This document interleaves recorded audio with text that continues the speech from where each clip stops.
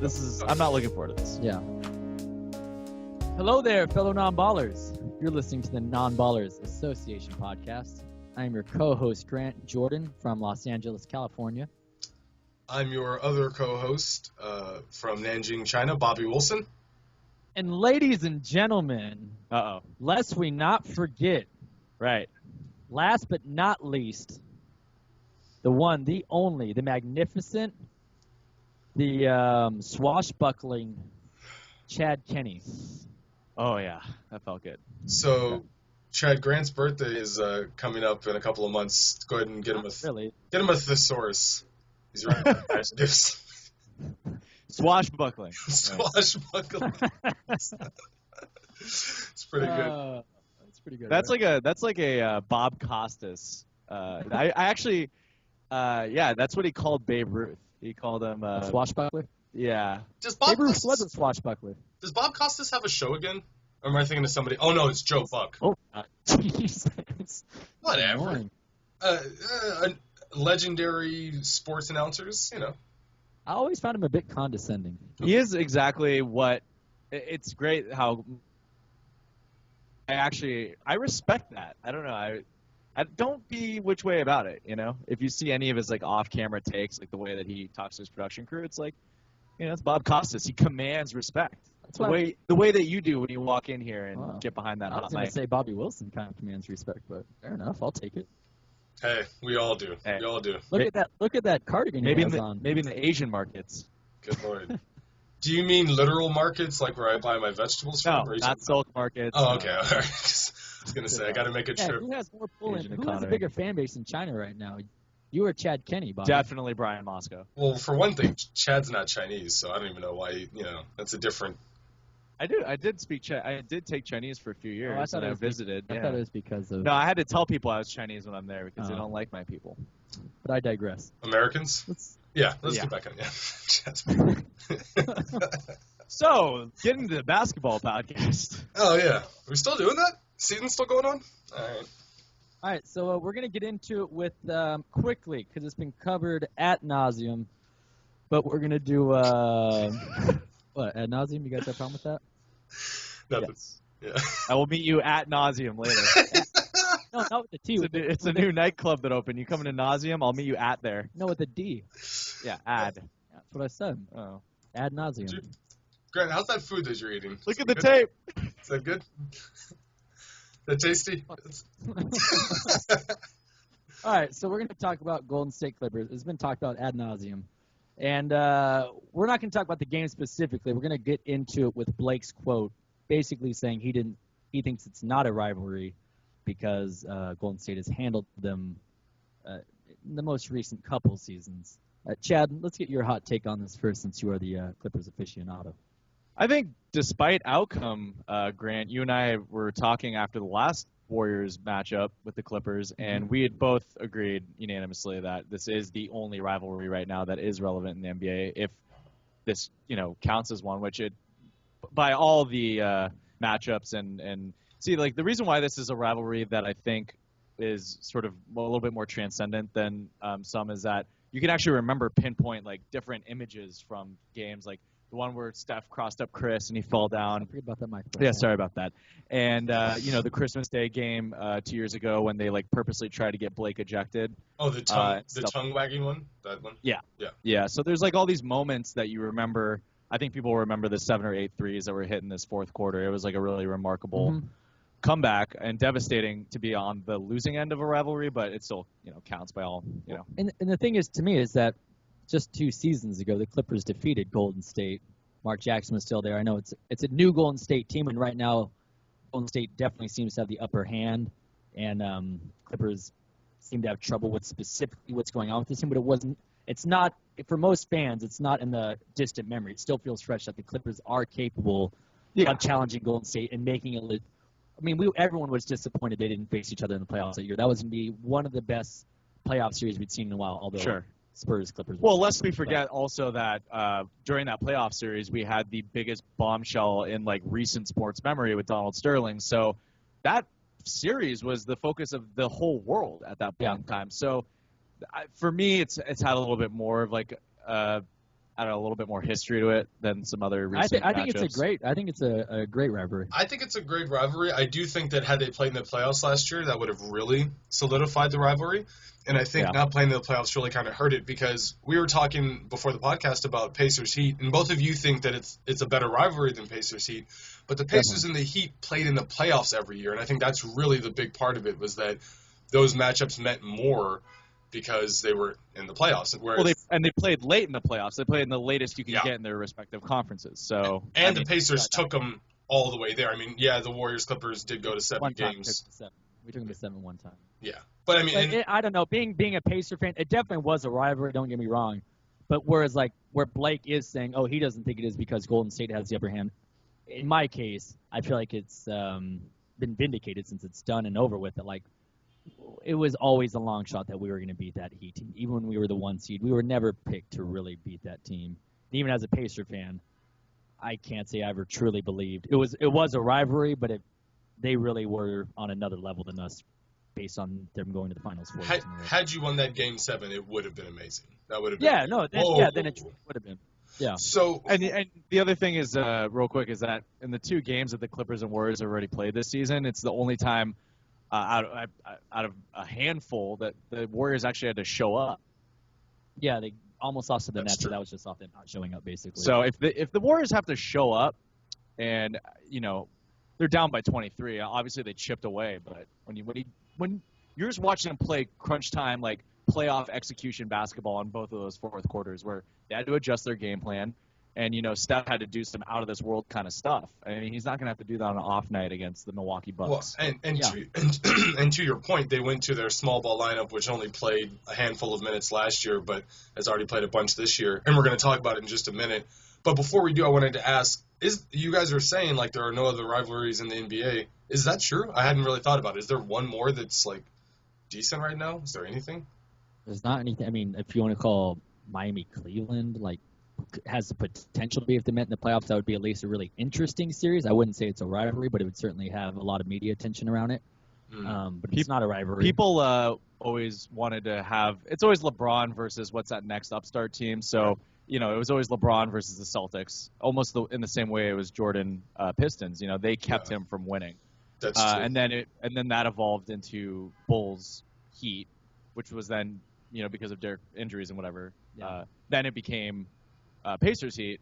But basically, we're talking about a very top-heavy conference, so any of those teams are going to give LeBron trouble. That's instantly a rivalry. The only other one that's kind of a rivalry is with the Clippers again, and that's Memphis. Yeah, Clippers, Memphis don't like each other. But it was never in it wasn't in high pressure or importance enough points in the playoff. Yeah. The only thing that comes to mind for me would be Thunder Spurs, but the Thunder have been underperforming for the most part.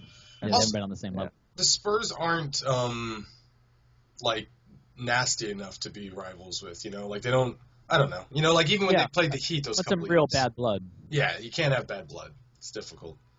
Who's gonna be the guy who's antagonizing on their team? Maybe Patty Mills is the most antagonizing guy on their team. Everyone else is pretty, Patty Mills is not antagonizing. He's just a gnat. He's just annoying, and he that's what's great about him, is that these guys they're just the ultimate professionals, in a different way that we saw a lot of these kind of antics already in, Warriors Clippers matchups this year, where there's a lot of mental stuff going on the court too, without a doubt. Every time that Steph Curry hits a three, it sends a message that it normally wouldn't if the Warriors are playing the Thunder. And he hit a three, Chad, you're getting a little choked up there. When you said when Steph Curry hits a three, that was almost emotional. You're right. Well, no, it was great. It was great. It was a great game because you really saw the Clippers switching everything, and then the Warriors still being able to adjust and execute it, getting Draymond and Andre Iguodala in the mix, and I respect them for being at that level. Let's talk about that. The Clippers switching everything, the Warriors getting Draymond and Iguodala in the mix. They went to their small ball lineup, which consists of Draymond Green at the 5, Iggy and Harrison Barnes at the forward positions, kind of interchanging. Usually Barnes guards the bigger guy, but Iggy can too. And then obviously Clay and Steph in the backcourt. This year they have played 56 minutes in that with that lineup, and their plus minus is what in 56 minutes? How much have they outscored opponents? You guys guess. And 140. That would be an insane amount.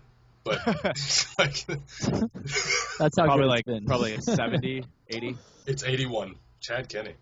Yeah. 200 points for, 119 against. And versus the Clippers that night, it was 25-8 in 6 minutes. They scored 25 points in 6 minutes. And we were watching the game going, like, I remember sending you guys a message going, oh, they got Draymond Green out there in the pick and roll, the Steph Curry, Draymond Green pick and roll, Iggy in the corner. And, man, they should just let Draymond be a scorer because as a passer, he's too dangerous. But then he's shooting 40% from three this year. Yeah, he's shooting really well. So, Well, anyone who's had a vested interest in a team that's playing against the Warriors in the last 2 seasons know that 13 points is like 5. Right. There's no other NBA team that can make up a deficit like that. And as you mentioned the other night, they're the best broken play team in the NBA. Like, if there's ever a loose ball and you allow them to get a second chance at it, you might as well just run back on defense. Yeah, that's the best. Steph gets the best looks every game, couple times every game, off a offensive rebound or a broken play, where all of a sudden you lose them because the ball's out and then he's wide open. These are the differences. We used to call it a 5-point switch. Remember, like Chick Hearn would say, like, oh, you miss a layup on one end, you go back down and hit that my basketball coach used to call it opportunity three. Patch. Right. But he used to call them opportunity threes, and he would even tell our point guard, like, if we get a turnover, we get the ball for turnover, I don't want you to go all the way to the basket. I want you to pull up and shoot a three, because then it's a bigger momentum switch. Who's our guard? Smoke. Oh, you're talking about your college basketball. Yeah. So. Yeah, but Bobby, what I was saying was that, like that kind of being able to execute in those situations is the difference between a good team and an all-time great team. And the Clippers are a good team. But we were bested by an all-time great team or a great team. Right. What do you think, though, for beating the small ball lineup? Everyone's talking about it. And I got this is my 2 questions for you. These are my 2 questions for you, okay? One, there only seems to be like 2 solutions. One is the one that Zach Lowe was talking about on his podcast yesterday, where you like send another guy over, and you just basically you make the rotation longer. You keep them rotating. Yeah, exactly. Yeah. I think it would be better to switch everything, but then you end up with like someone on Steph, which means 3, that person needs to be Blake Griffin, and you have to just sit DeAndre Jordan, and you should go small to small. They were saying like, well, nobody can match the small lineup.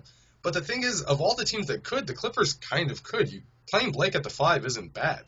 And then just putting 4 guys out there, they have 4 guys.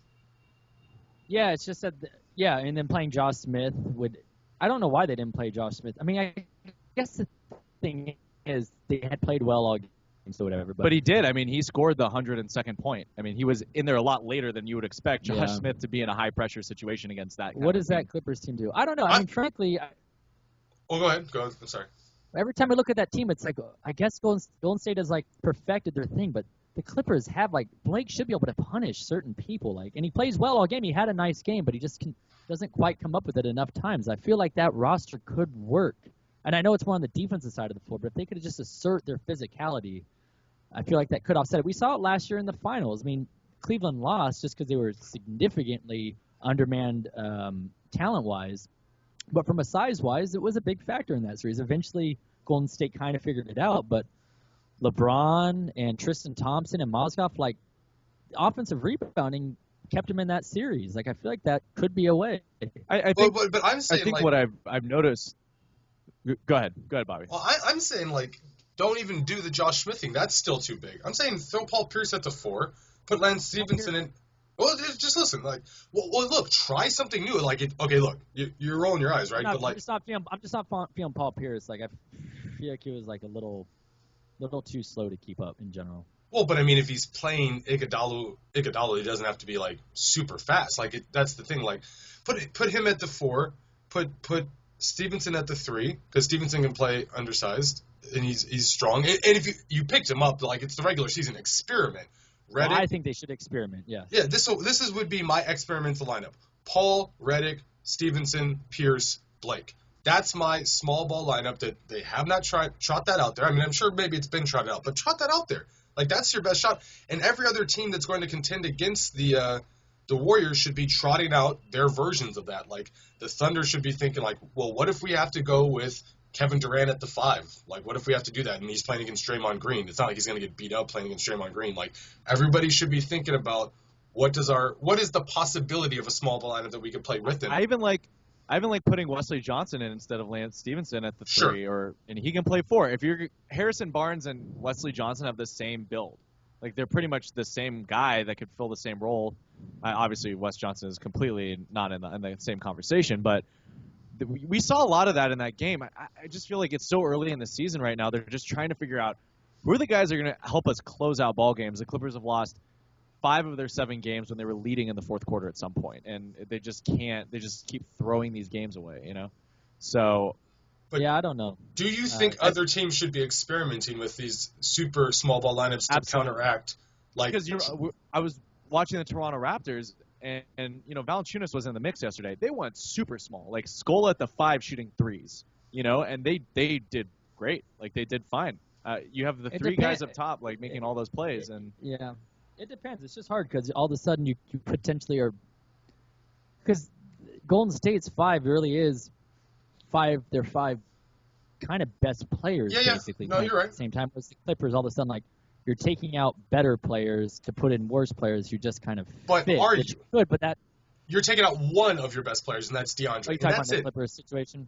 And if you look at the Thunder situation, too, it'd be the same for the Thunder. Like, you're taking out Ibaka, and that's it. Like – But Ibaka can like switch on pick and rolls and stuff like that. Ibaka could be the 5, right? Ibaka could fine. Because Cantor's not going to be in any defensive situation against the Warriors. I don't think, if that's what you're talking about, a small ball. I'm not saying I was saying like Edwin Durant at the 5. Like I'm saying that people have the Thunder with Ibaka at the 5 going small and Durant at the 4. They've experimented with that. That's fine. But experiment even further in the regular season. Like if it's a copycat league, be a copycat. You're saying like Durant and like Roberson, and Morrow and Westbrook and Waiters. Yeah, go for it. The Warriors did it for 6 minutes. It's not crazy. Like the games that they played, they did it 1 versus the Pelicans. They did it 3 minutes versus Denver with this lineup. You don't have to do it for a long time. Go out there and see if it works. What's the big deal? I mean, like you've got 82 games. You know, I just think that it is Billy Donovan the kind of coach that's gonna throw that out there. Wait, is Billy Donovan a coach? Is Holy he? Christ, I had no idea. Oh, look at that. There's that guy wearing the adult Herman Munster costume. He's available. Yes. Available now. Right. Let's not go down this Clippers Golden State rabbit hole, guys. Let's move topic. Oh, thank you for being level-headed. Wow. Yeah. Bobby. Did you think Grant was going to be the one that was going to ring the alarm on that? Yeah, no, he makes a good point, though. We are 15 minutes through, and we do have to get to our first inaugural Derek Fisher most frustrating players list. Everybody. No, Derek Fisher did not write this list. He's just, No, it's named in his honor. The all-time most frustrating player, and really for him, he's under the category of hated player for me. But Grant, go ahead and give us a rundown of Derek Fisher's grievances before we get into this frustrated list as I pull it up. I'm going to get Matt Barnes on the line real quick, invite him into the studio so he can come. I feel like I've covered this before. Well, there's a few things. So the whole time I just had this feeling about him. Didn't have any evidence. I just had a feeling about Derek Fisher, that he's one of these nice guys who's really ambitious and sneaky and doing things just to leverage himself, but he puts on this like whole persona, which has sort of come out since then to an extent. A snake oil salesman. Yeah, there was first the Utah situation where he pretty much got his way out of Utah saying he needed it for his daughter's eye cancer, but then he went to a city that was not related to that issue at all. Then he went to Dallas and forced his way out of Dallas, and Mark Cuban still hasn't forgiven him and said it was one of the most unprofessional situations he's been in, probably since DeAndre Jordan. And then Mark Cuban. Yeah, and then he was head of the Players Association, and he did a terrible job there, and a lot of the players were really frustrated with the way he represented them, and a lot of grievances came out during that time period with his personality and the way he ran things. Then he had the Matt Barnes incident, somebody who was a friend and a teammate. He starts dating his estranged wife he's still married to at his house. It's just something you don't do as a person or as a friend. And then, whatever, the Knicks are just bad, and he looks like he's lost the whole time. So there's enough stuff, personality things that I think show that he's out for his own self-interest, but he puts on a nice suit and a good smile. And then if you factor in his playing days where he rode the coattails of Kobe and Shaq, hit some clutch shots, played the most annoying defense in the history of mankind. Was I definitely. think his whole career could be summed up in one play when he clocked Luis Scola and then like his head. Yeah. Well, as What happened to my? Yeah. You clearly just laid that guy out like when he wasn't looking. he did have one hell of a career considering how talented he was. I can't hate on his basketball career because it was. I mean, he wasn't. If you weren't a Laker fan, which I'm not, I also wasn't invested. Like he did it enough where it was like, all right, I guess Derek Fisher is actually. The only one Pretty good thing I player, like but- about Derek Fisher, More his which personality. I'm the other way. Well- It was more of his playing style that I disliked. yeah, I would agree with that. I did like his lefty shot. Well, it's frustrating, I like the lefty but shots. the list that we're about to get into is generally not frustrating because they're bothering us because they're making plays when we don't expect them to. It's usually because they're underperforming, and he's the antithesis of underperforming. Over his whole career, he performed at a maximum capacity for his ability. Yeah, that's true. Basically, it was See, irrelevant. look how frustrated Bobby is. Yeah. He's so frustrated. Ultimately, Yeah. the overarching theme is that it's frustration, no matter where it comes from. And then, so to get into the list, the first category we had of frustration, and this one hits close to home. Well, literally for you guys. I mean, he lives in your city now. Is the one-dimensional frustrator, and that is Roy Hibbert. He's frustrating because he only has one dimension. Well, if any of you guys were listening to last week's podcast, you all know that I did grab a rebound on Ray Hibbert Good For lord. a hell of a story. Yeah. when I was Glad you brought that callback. shortly That in. was nice. So, Good callback. what's the pulse out there in Los Angeles? Are people actually frustrated by Roy Hibbert, or are they like, oh yeah, no, we knew we were getting this? I don't think Laker fans are watching the team. Yeah, I anymore. haven't seen any Laker fans in the city recently. The only flash of brilliance I saw from Roy Hibbert so far was when he pulled down 20 rebounds against Maccabi Haifa in the preseason. Oh my god, I was so confused. I was like, 20 rebounds? Roy Hibbert had 20 rebounds over the course of how many games? But yeah, okay. See, the nice thing about this is, obviously, I was very close to the Roy Hibbert situation the past couple years, being a Pacers fan. And he did have some years where I was sort of for him, like where he had his All-Star year, the one prior, not the one where he was terrible the second half of the season. When he was blocking shots and was limited, but he was playing his role and he wasn't complaining about it and all this sort of stuff. And we were playing really good basketball and he just did a thing. And then he became a nuisance where you had to feed him to get him to do the things that you just want him to do naturally, which is just like rebound the best you can, even though you're not good at it, and block some shots and then just shut the hell up. Like, that's all we want you to do. Like, don't be a distraction to their team. It's not necessary. And then last year, he was asked to finally do more for the team since Paul George was out. And him and David West were the two leaders left since Lance was gone. They were expected to, carry the team a bit. David West had his worst season. I also find him frustrating. We could put him on the list. Well, that's a different one, though. But, yeah, and well, also, I we do don't want to like- put him on the list because Grant. You know. Yeah. You run into him. You run into him. But so David West had his worst season. Fine, age, whatever, injury, had an ankle problem. And then Roy Hibbert had his worst season when he'd been asking for the ball more touches the whole last season prior. And it's like, okay, here's your chance. Show us what you got. Oh, you're terrible? And then when he leaves, he takes parting shots at Frank Vogel, and so does David West at Larry Bird. It's like, and now some Laker fans were slightly excited to get him. Like my brother Taylor, I think as of a couple weeks ago, was like, well, I kind of like Hibbert. I knew the whole time, I was like, you're getting, even though he was never something great, you're getting a shell of even what that was. Like, he's mentally, it's not physical. As far as I know, he hasn't had any major injuries. Right. He's just an irrelevant NBA player at this point, and probably the league changing into a more up-tempo game and all this sort of stuff. Just kind of a useless NBA player mixed with being a head case. It's just, and a max contract. Well, Nothing good about that situation. Yeah.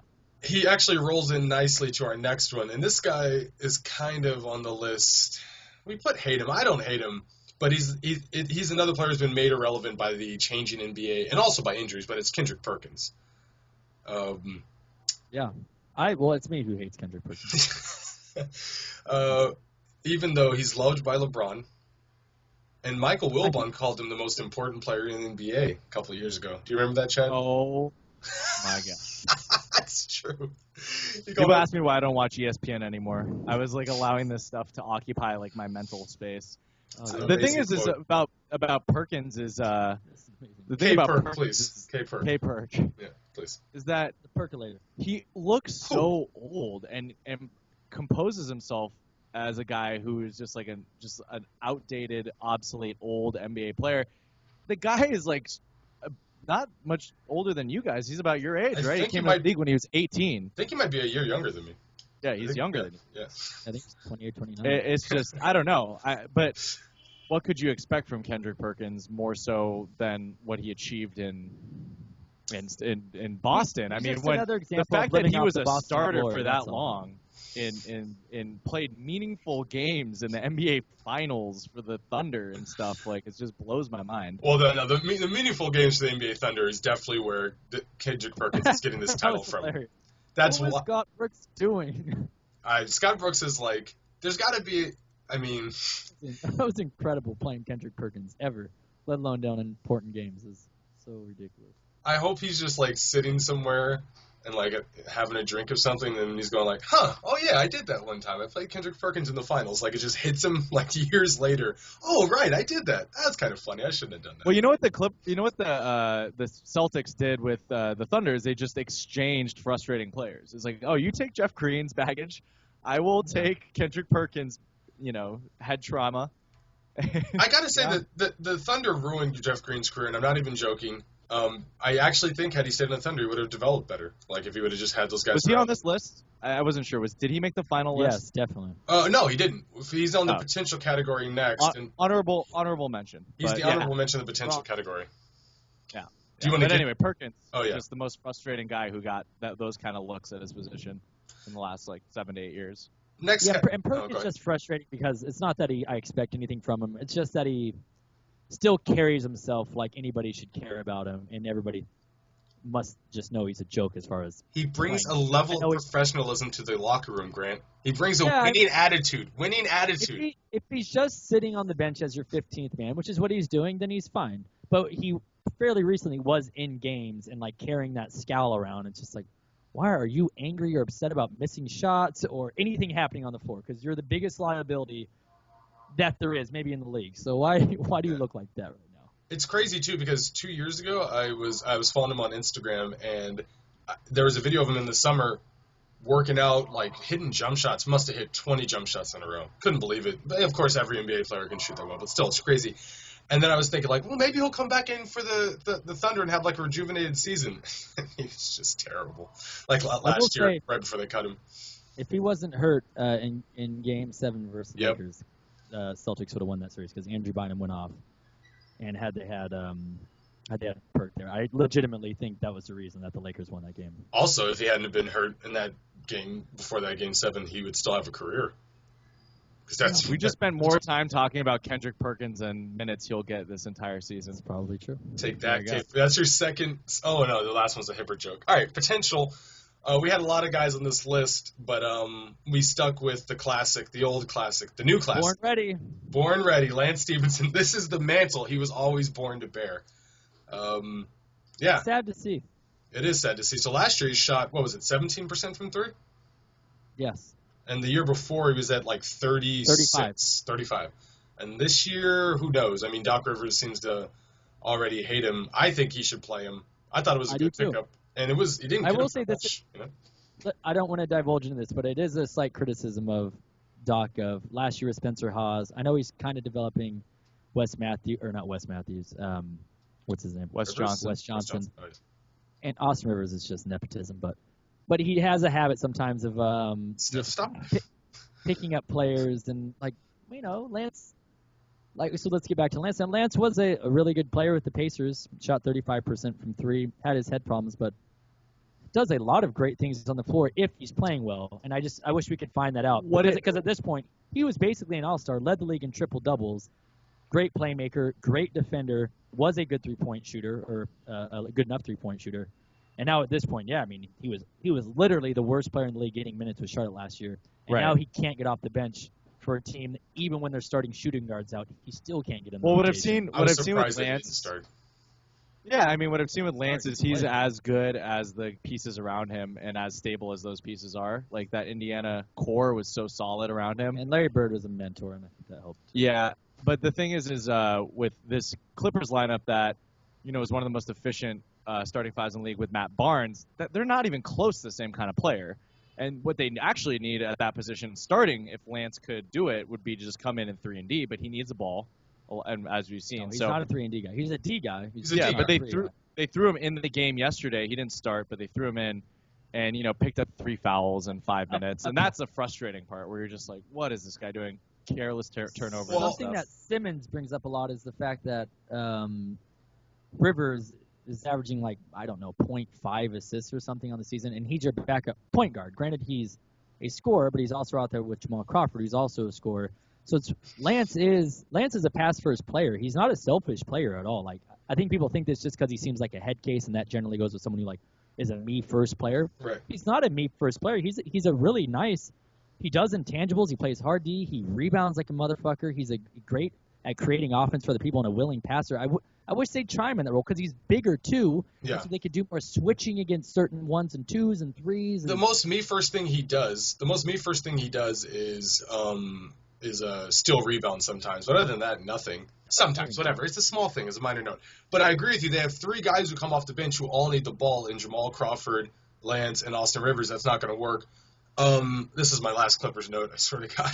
But I feel like the ceiling's higher with Lance if they would just play him for a little bit over Austin Rivers. I just don't see that. I don't even if they play him with Austin Rivers, but he's the point guard. And sometimes even doing something where, like, you play him with Chris Paul and you let him run the pick and roll and you let Chris Paul spot up. Because if the guy who has the ball, Zach Lowe was talking about this yesterday with Amin Al-Hassan was talking about this with Dwayne Wade on the Heat.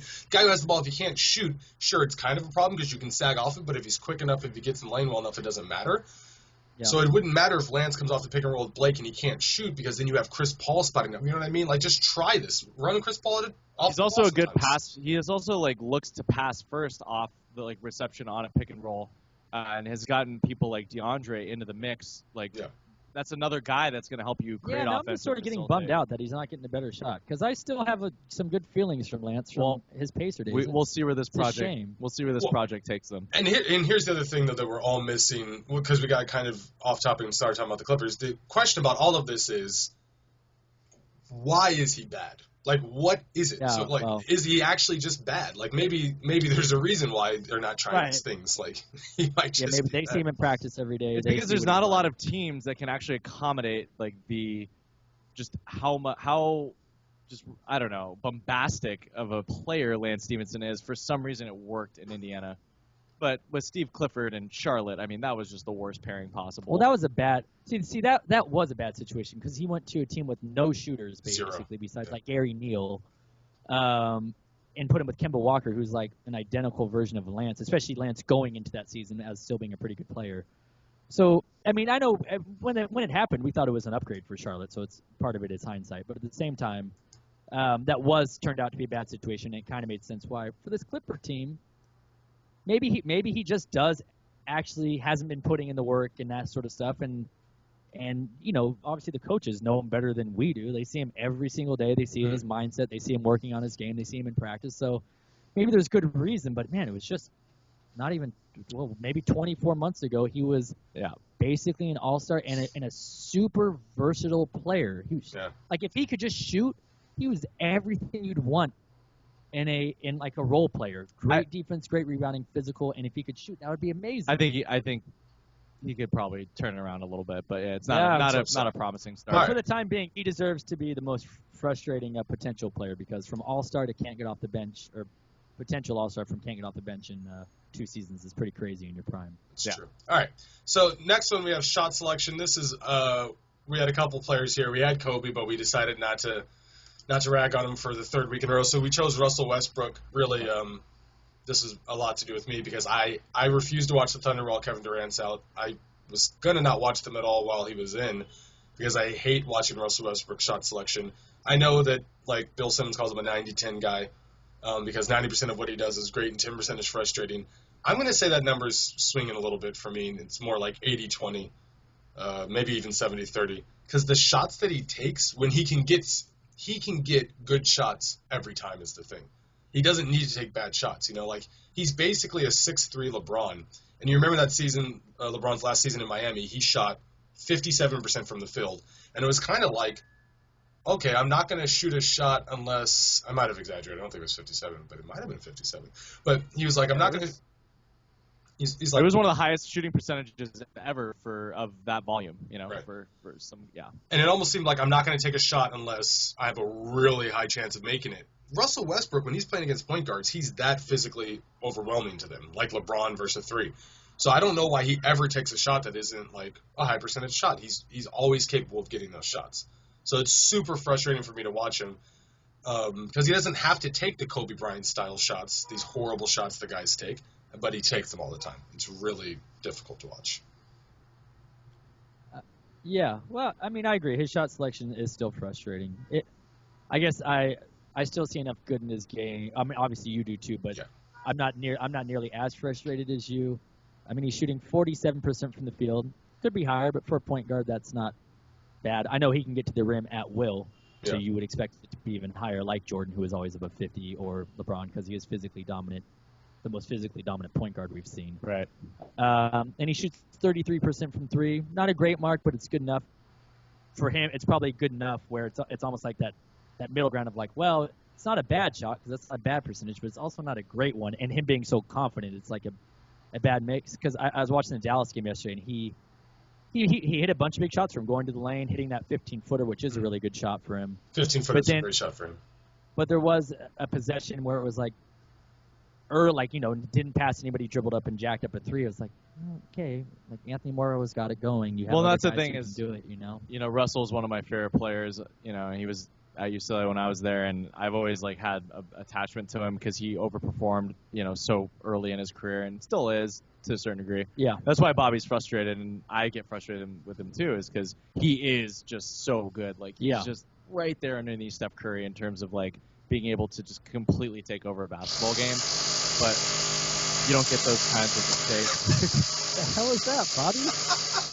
What is that? They're renovating the house next to me, which they've been doing for 4 months. Is this going to be a thing? Only in that it's going to go on for the entire time that we're doing the podcast. But other than that, no, it shouldn't be a distraction whatsoever. Great. That's it. What the hell? All right, so anyways, but we're criticizing a guy averaging 29 and 10, shooting 47% from the field and 33% from 3. I mean, I agree. Shot selection could be better. Oh, whatever. Hey, Kobe is still more frustrating to me because Kobe also is not a little kid. He is maybe the smartest basketball player of his generation. We and did not need to include Kobe being in this. We had almost been completely clear. You can't have a frustrating shot selection segment and then leave out the person who literally is the most frustrating. It just matters less because the team's bad, but he is the dumbest shot selector in the entire NBA right now. So let's make a caveat that we're saying Russell Westbrook because it's more relevant. Kobe is taking the dumbest shots during the NBA season every time he's on the floor. Disagreed. All right, let's move on to injuries. The most frustrating injured player. We are driving past the exit for D Rose, and we're getting off in the Michael Kidd Gilchrist lane. Chad Kenny, take it over. I don't know if this was. That was your choice. Yeah, no, I just wasn't sure if this was a popular one, consensus-wise. I just felt like, Michael Kidd Gilchrist came out as just an explosive freak of nature kind of athlete out of Kentucky and was second pick overall. And I don't know. I could just be frustrated with the Hornets in general and what Michael Jordan has done there. Did he have to draft 2 big white guys in the top 5? Racist. All right, folks. But I mean, Kaminsky and Zeller. Who would think that would work? Why? I don't know. Why do you? I don't know. Anyway, so you got to tell him like the guy in Do the Right Thing. We need some brothers, Michael Jordan, right? We're my brothers. We're tired of Kemba these Walker was Italians. one of the first. Kidd Gilchrist is a brother, just so everyone knows. Oh, is he a brother? He's one of the brothers. But the thing is with him, if you're just going off injury, because the thing you're talking about, when he's healthy, he's 100% that. You saw their defensive efficiency when he's on or off the floor last season because he was out the last 30 games. It was I think the biggest of any player in the league. I just want to see what he's capable of. But then I feel like we might as well just choose Joel Embiid because they're basically just going off injury. But Joel Embiid's never suited up. But the difference is that. But MKG does the other guys on the list were not Anthony Davis, but Anthony Davis is kind of on this list, Bill and Derrick Rose. It's that the guys who play and then they're constantly just my shoulder. It's are you really injured? Derrick Rose tore things, but Bill and Davis, it's yeah, I strained my left hip. Oh, did you? How did you do that? You're one of the more athletic people in the world. How are you just constantly, randomly straining things and pulling things? Yeah. Like, do you not MKG stretch? I don't know. is like that piece in what Jordan's been trying to do with the Hornets that could actually make them legitimate, you know? I agree. No, I agree. And it's just it's a shame that he has to be such a linchpin. Can we have a shame category? It's a shame. It's a pity. It's a shame. There's a lot of shames. We can throw in the George Harrison song to kind of kick Brandon off that Roy. segment. All right. Well, why don't we do this we got one more, and we're about 40 minutes in this podcast before the renovation starts up. Let's run through this so we can get to sights and sounds. We have the fallen superstar category. Grant tried to put Kobe Bryant in this category, but we wouldn't let him. I know it's just because we talk about him too much. Any kind of Laker fan. That was not the reason why we didn't put him in. Any kind of Laker fan listenership that we thought we had, like before this week, is just going to be absolutely. We don't want Laker fans listening to this podcast. If you're a Lakers fan, turn off the podcast. And if you're a Lakers fan, you're probably not listening to anything about basketball.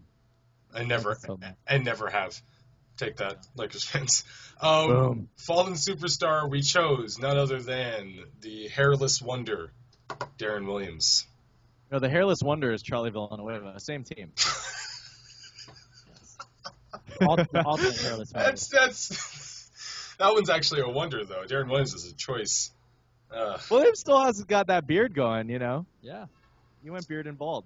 But Darren Williams, fallen superstar. I think It was like an overgrown Siamese cat. the nail in the coffin for Darren Williams was when Kobe came out. Was that last year or 2 years ago? I think it was last year, and said he just didn't want it. You know, great players won it, and in the playoffs he just didn't want it. And I was like, right, so he's completely done. That's it. I forgot that there was a time when Darren Williams was just so elite. Like, He was really good. I know with that Bobby Utah. doesn't want to But I give agree with this you. any credence, but in 2008, Darren Williams on that Olympic team. See where my mouth is, Chad? In 2008, Darren Williams was like, getting bred by Jason Kidd to come in and be like a difference maker. 2012, he was still up there with one of those like really great point guards in the NBA. I mean, he had like a 57-point game when he was in New Jersey right before the Brooklyn. I think the Brooklyn era has just been terrible for anyone associated with it. Anyone that's come in and out of that situation. Brooklyn has just been a gigantic mole on the NBA. Aside from Jason Kidd, correct. Oh, wow, yeah, Jason Kidd. That's true. But he got out. Well, I know, Yeah. but it was a good launching. But point. I mean, Joe Johnson's enjoyed it. He's like, what? Am I still getting the $20 million? Okay, cool. Joe Johnson's like, do I get to chill in New York and make a bunch of money and no one cares about my team if we win or lose? All right, I can Cool. go with that. Darren Williams has been notorious for underachieving in terms of his fitness and health and Darren all that Williams, stuff. I think, although now, Dallas is really overachieving and he's their starting point guard, and I think, Carlisle is good at just accepting players for who they are and just making the best of them. He's accepted, like, we didn't get Darren Williams, the guy who we're running our team around, who they wanted to get 4 years ago, right, when they were going after Darren Williams. But he's utilizing him as something. Maybe if he had more incentives, he would have been better. He would have been in better shape. This would not have, been such a cataclysmic downfall for him. Man, he was. I mean, I agree with you, Daddy. I just don't think he tried very hard to maintain himself. But he also, unfortunately, did seem to have bad ankles and was very. Well, he injury also prone. was a point guard in the era before this like golden age of guys who have just come in and I have a cover of Hoop magazine in my room that the cover was shot in like 2010, and on the cover is like the next wave of NBA point guards, and it's like Brandon Jennings, Russell Westbrook, Derrick Rose, Rajon Rondo, John Wall, Steph Curry's at the end. He's like the last guy. Yeah. And Same just with us for imagine last. like that whole class just replaced Darren Williams and Chris Paul and guys like that. It was just did very you just different. put them in the same breath, Chad Kenny? They're not in the same. They're not in the same generation. When the annals of NBA history will be revisited by Bobby. Nobody will. sprinkle. When they revisit the annals of NBA history, they will not even look at Darren Williams' name. That'll be expunged from the record. All right. Sights and sounds? I got a good one to kick it off with. Can I kick it off with this? Yes. This one's for Grant Jordan. LeBron James is about to pass who on the all-time scoring list? Reggie Miller. Reggie Miller. And he was asked, LeBron, do you have any favorite Reggie Miller moments? And his response was 2 words. No. That was it. That's one word. And no? It's 2 words. Oh, he said I thought that was just Yeah. Judy's thing. No. He said, no. Whatever. Fuck. Dissing your boy, Reggie. You're a little angry about it. Reggie dissed me the other day, so whatever. All right. Me and Reggie aren't on speaking terms right now. Beefing, dog? What? When I went to the Jim Rome taping, and I was the only person wearing my Reggie Miller jersey, tucked into these khakis, no less. Wow. And Reggie just gave me the cold shoulder. Wow. Even though the whole time I was screaming, Riverside, Reggie! It's probably why. Hey. This sounds like a Chad story. Tack this on the end. No, this is good. My hero right in front of me. I'm the only person there. He literally walks, gives everyone a high five, and then just passes me and moves on. I had my Slam magazine with Reggie Miller on the cover. You want him to sign it? I threw that shit in the trash. Did you really? I did throw it in the trash. Scorned fan. A scorned fan. That's amazing. You're a little pissed off about it? Well, I'd held it on for a moment. And I thought, I've had this stupid ass thing forever. This is at least a moment. I got in this spirit of the thing. Like, I want to just have fun, wear the jersey, be dorky about it, bring the magazine, like, whatever. Fuck it. All right, so then I was like, all right, so I'm just going to go for it. I bring the magazine. This is the reason I've had the thing for 15 years. Right. If it's not going to get used in that time and space, it's time to throw it in the trash. Hey, I totally feel that, man. I've been totally, destroyed by some of my idols. Which one? I went to I'm sorry. went to go meet up with Joel McHale backstage at one of his comedy shows, and I'd met him a few times before. And then I was just saying this because the Soup just ended after 12 or 14 years today. And That's a momentous event. The world stopped. Is that the last episode? Anyway, I went up to Joel McHale and I gave him my business card and I said, "Hey, I'd love to intern for you." And he looked at me and he threw it on the floor and stomped on it in front of everyone and everyone laughed. Oh. Did he really do But that? he's like, yeah. Yeah, but then he probably gave you And a then he was pat on like, the back. nah, I'm kidding. I don't do any of that stuff. That's my producer. But he actually did it. He actually did stomp on the business card. So this story makes no sense then because he actually acknowledged you and talked to you, even made a funny joke with you. Yeah. It wasn't like he dissed you at all. It's like he brought you into the whole thing. He gave me gave me a very padded hey, yeah, sorry. I mean, hey, it's cool. Reggie, it seems like Reggie would do that though. I've met Reggie before, though. I'd met him before. The year he retired, I met him at the Palms. I'm not going to lie to you guys. This is the worst opening to Sights and Sounds that's ever happened All right, sorry. in the Let's go back. history of Sights and Sounds. So, hey guys, I got one. How about Kristaps the God Porzingis, the Latvian? Mm-hmm. And the upcoming feud that he's about to have with Melo. After What are you Lynn's... talking? What do you mean? Dude, trouble on the horizon. Melo didn't like Linsanity. He's not going to like this, excuse the term, Jeremy Lin this had a foreigner coming in here, in his city, taking his job, right? Dating his women. You know what I'm talking about? Come on, man. This is America.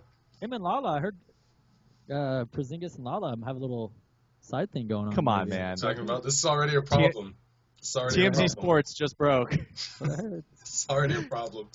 Well, the thing is the reason why Porzingis is so damn fun to watch is he just cares so much about it. He just cares so much about every opportunity he gets to play basketball. And Passion. People like passion. love I'm a passion. fan of Respond to passion. passion. I'm a fan of passion. Well, at least for the Knicks. No one's been passionate about playing for the Knicks. Just ask Larry Hughes. He's like a Latvian Kevin Garnett. Yes. Yeah, so that's the real question. What is his best nickname? I think I just came up with it. It's too long. I don't like this singer. I like God Stops. There's a God bunch. stops. I don't like Kristaps the God. The whole God thing I'm against. And it's sacrilegious. I can't. It's sacrilegious. There's one God. That's our Sacrilegious. Lord and Savior, Jesus Christ. Check, Kenny. Oh my goodness. I call him Kristaps. Do I Kristaps? That's my favorite. Wow. All right. Anything else, Grant? Didn't Have you you have? wait no. Oh, Hey I'm sorry. Bobby, have you taken a look at the Zingers' last two games? I know he had 29 and something. 14. Yeah, and then the last game he had 28, 14, and 7 blocks. and he was shooting like 80% from the field, like 75% from the field Against the Rockets, no less. against the Rockets in a W. The Rockets have dropped 2 more again after winning that game. After the emotional high of losing Munster, they went out and won that game, and then they've lost 2 in a row. Back to reality. We can do a short one because we didn't touch on it quickly because it happened a bit ago, but Kevin McHale firing. I feel like my Did we touch on that last podcast? Yes. no, we didn't. This happened since then. What? The news broke on Thursday, I think it was, or Wednesday. Yeah, it was like Wednesday or Thursday. We definitely talked about this last podcast. Did we? No, it definitely happened since then. We talked about it. We talked about it via our WeChat podcast that is broadcasted through the airwaves of our phones. Yeah. But Kevin McHale firing, I think, just real quick, the Kevin McHale firing, I don't know. I'm losing more and more respect for Daryl Morey. It seemed like he was one of those guys that cared about sort of like the consistency and balance of building a franchise. It seems like he thinks his job is on the hot seat for constructing this team that's based around these polarizing superstars, you know. And I think Morey was scared for his job and fired McHale. I think that was the move. I've heard that Doc Rivers is having trouble walking because he's shaking in his boots so much now after the Kevin McHale firing. Who's the next head to fall, you know? But let's get back to Kevin McHale. No comment. By the way, the Knicks are losing tonight, and Porzingis has 8 and 9. Yeah. Oh, the Kevin McHale. I thought we talked about it last week. We really didn't. Am I crazy? Wow. Oh, okay. Well, Sure. yeah. I mean, it's unfortunate. Well, you had thoughts on it. Act like you hadn't talked about it because the other people who listen to the show haven't heard your opinion. Okay. Well, my thoughts about it are that I think it's wrong that they fired him. I think it's silly that they fired him. It's in the middle of the season. It's not going to change anything. And I think that he almost won the Western Conference last year. That should be enough to get you job security for a whole year after. It's absurd to be fired after that, particularly with the way the team overachieved. And also, I think that the only reason people aren't making a bigger uproar about it is because they never really believed him as a coach, and I didn't either. And that's why it's, like, okay to fire him this way, because nobody ever thought, like, oh, you're really losing this great coach, so it's not a big deal that they fired him. But I think that they could have at least given him some more leeway because he got them to the Western Conference Finals last year. And I don't care if It's insane. 7. It's insane that this.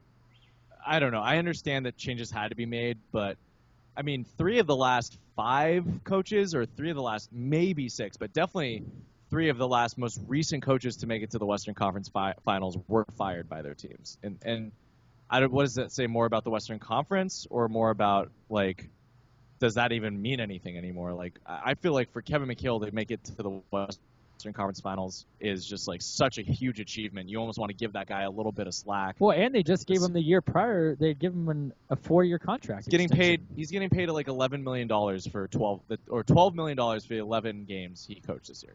Yeah. And not to mention the fact that, and this has been covered in other places, but James Harden came into camp out of shape. Also, even if, let's say he was in shape, he's just playing poorly, or was at least through the first 10 games.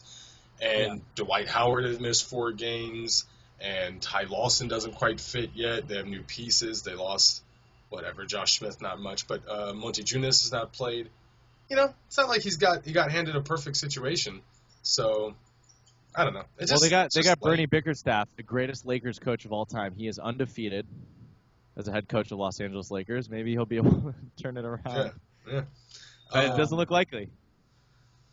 Yeah, I don't know. I wasn't thrilled with that. You know how much I'm a fan of Kevin. But Bobby, do you think that this move actually gives the Rockets some hope to turn it around and be a playoff team? Well, no. I think what gives them hope to turn around and be a playoff team is having James Harden and the roster that they have. Like, that's the thing. Eventually, they're going to be better than they are. Like, even if they don't make the playoffs, they'll probably get back up to 500 for the season. They should make the playoffs, though. But, I mean, and that'll be because they have a talented roster. It would be absurd to have this roster and not make the playoffs, you know? No, absolutely. And by the way, I did say Bernie Bickerstaff, but it's actually J.B. Bickerstaff. I was just correcting Chad. Oh, the son.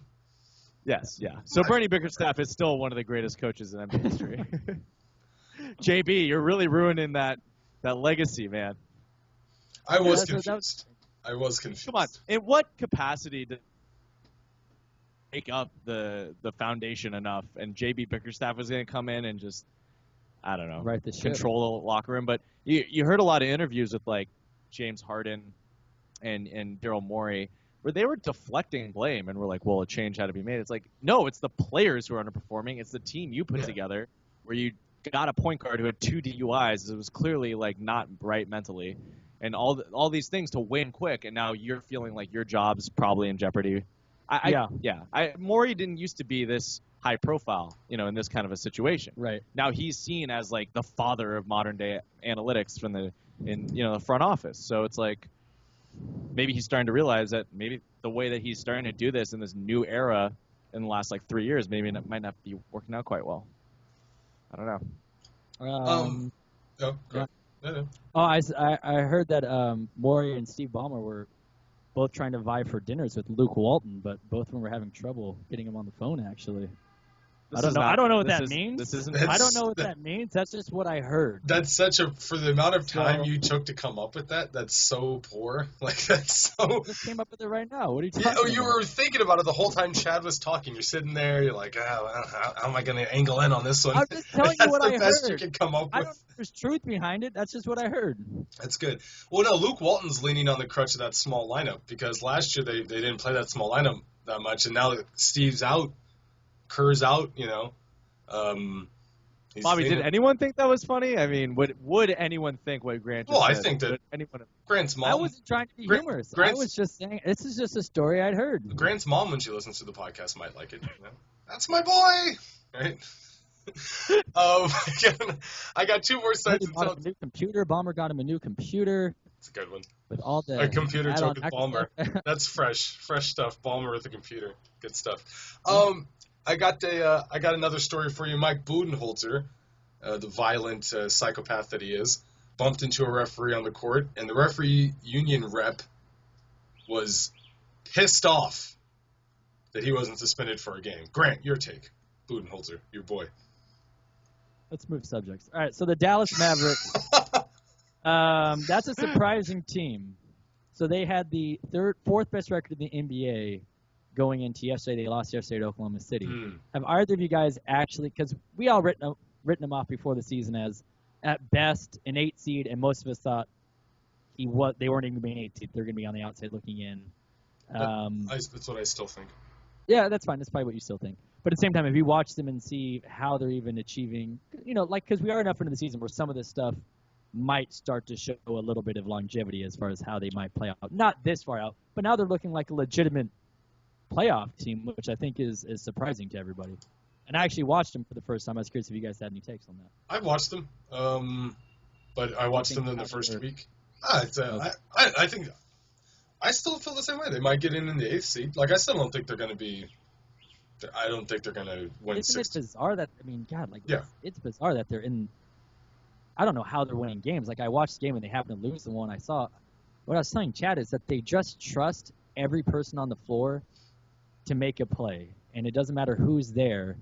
And it's interesting because there's like Zaza. If you have space, take a couple dribbles, make a pass. Charlie Villanueva, if you're open, shoot the 3. Like Carlisle's just being like, these guys have skill sets.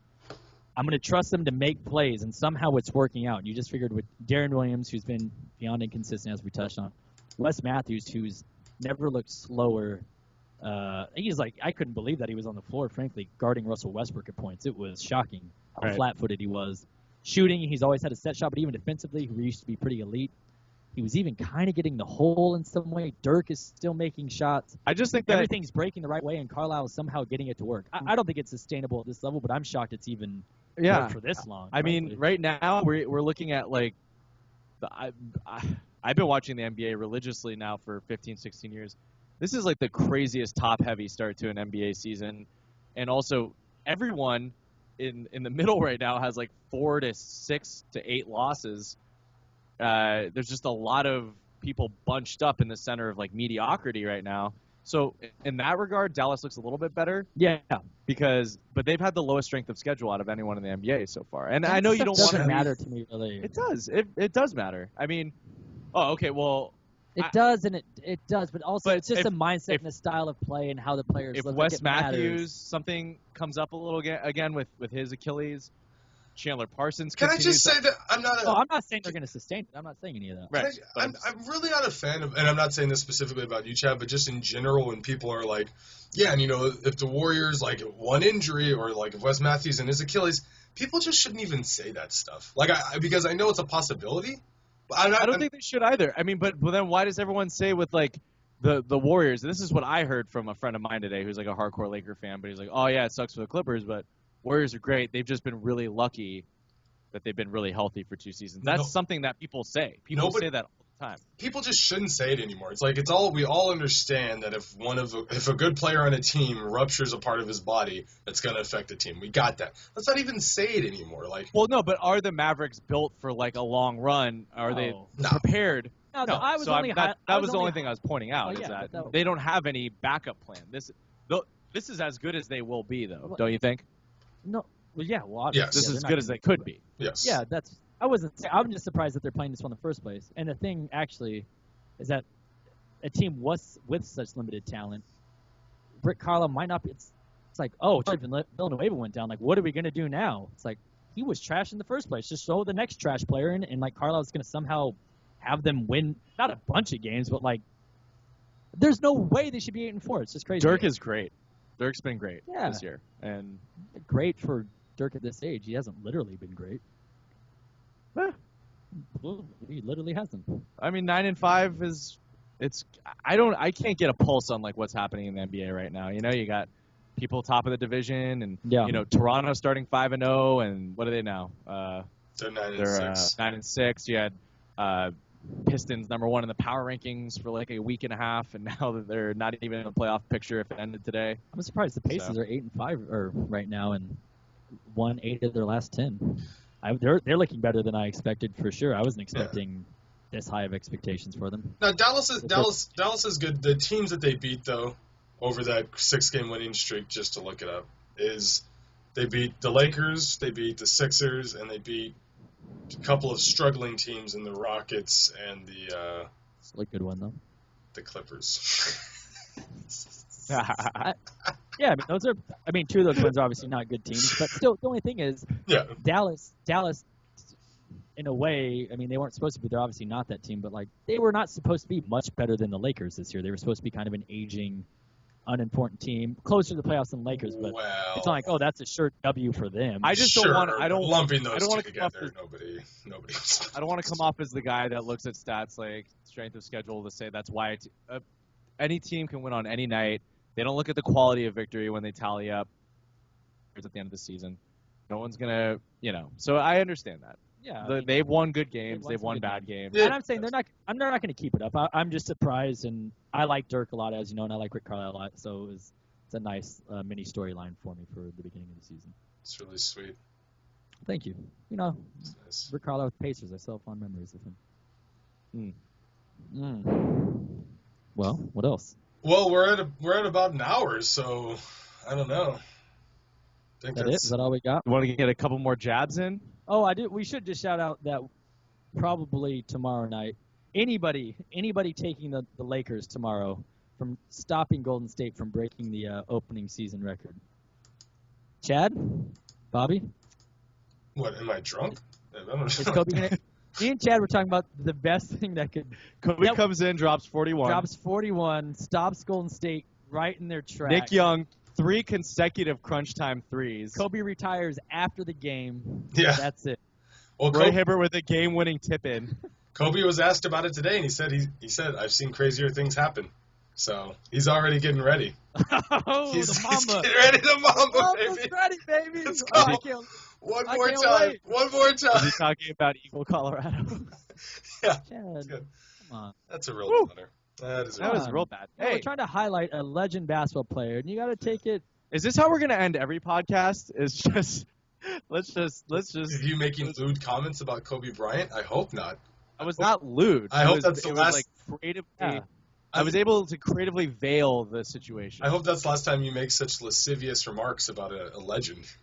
That was lascivious as fuck, Chad. Come on. Going with the AF right now. Right on top. All right. Well, I'm gonna sign off early. You guys can keep going. But Bobby, you gonna remodel that room of yours? It has a remodel. You should ask him to come in and help you with the I think this is. renovation. I think this looks pretty good. I don't know. TR shirt looks good behind you. Necessary Right. jab. Get one in per podcast. Your friends on the YouTube comments were going crazy about the TR jokes. Nice, the TR Wilson good joke. That was great. Oh yeah, the old teammate Adam Gallego. Your boy. You actually have real people listening to this. That's great. That's right. Yeah. Well, thank you, non-baller fans, for listening to another episode of the Non-Ballers. I'm your we should find us on iTunes, as always. It'd be great to subscribe. We should mention this at the top of the podcast, too, so people don't listen to the whole thing. I was thinking about that. But anyways, find us on iTunes. Yep.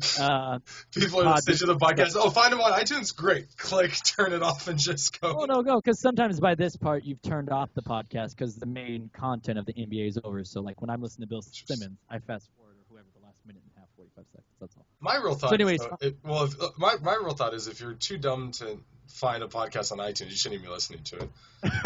It's kind of like the David Spade and Tom. No, it's not that you're dumb. It's just that you be reminded, like, because it's like advertising. You No, just it's say at the end something- of every YouTube video when it's like people McDonald's have. doesn't need to advertise anymore. They just keep showing you every time. Okay, so Remind here, to you go have to do it every like once in a this, while. though. It's At the the end of same every YouTube video, those YouTube personalities, they have, like, there's things at the end. They're like, hey, guys, thanks so much. Remember to follow me on Twitter at JK Laugh Guy, and then hit that subscribe button. And if you like more Bobby, videos, where you at? hit You're this. a tech guy. On That's the what you got to visual do. side. Hey, man, if you like what you see, you hit that subscribe button.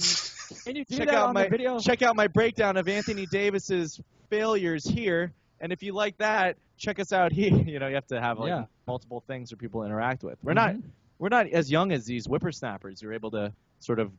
We need to get with the times, Bob. That's fluid content, Bob. Okay, Fluid. I'll have to look into that. I don't know.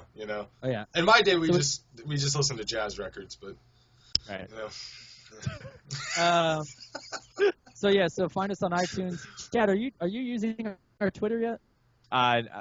He never gave me the. Just give him the thing, Bobby. That's Because you're pointless on it. You don't even have Twitter. How do you even know? And, find us on Redbubble, buy a T-shirt, and all that fun stuff. Thank you for listening. I'm your co-host, Grant Jordan from Los Angeles. California. I'm your other co-host, Bobby Wilson from Nanjing, China. And I am the third of the hosts, Chad Kenny from Los Angeles, California. Chad Smooth Kinney. Clutch performance there, Chad. Thank you very much. All right, Appreciate thank you for listening. Bye. Bye. Peace.